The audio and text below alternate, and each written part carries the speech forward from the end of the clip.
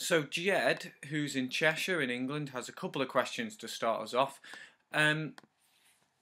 He says, what are your top 3 tips for students learning the harmonica?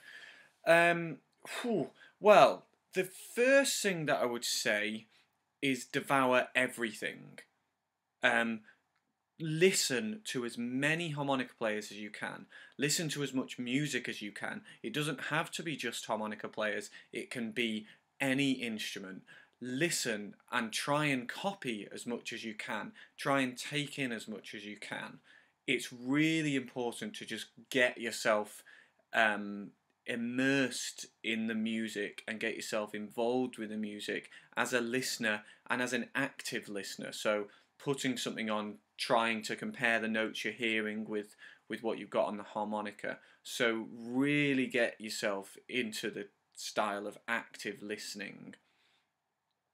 The second tip, I suppose, will be to make mistakes. Make as many mistakes as you can, because it's not a bad thing to make mistakes. Mistakes are actually a really good sign that you're learning. It's a really good thing to be making mistakes because it means that you're going to be doing things wrong that are going to tell you how to do them right, or at least you can then experiment with things that are going to be slightly different from the things that you've got wrong. It's also a sign of you making mistakes that you're pushing yourself out of your comfort zone.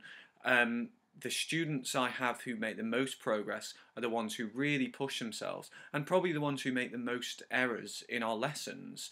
But that's okay. I'm not going to judge them for making mistakes and errors. It's okay to make these mistakes. So that would be my second tip. Make as many mistakes as possible.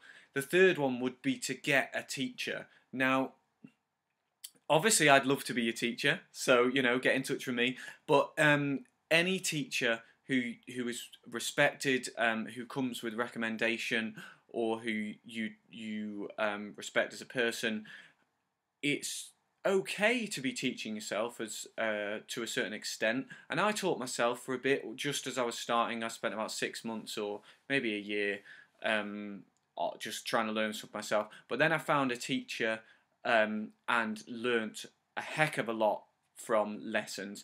There's only so far that reading a book or watching videos can go because there isn't a dialogue. You're watching, you're looking.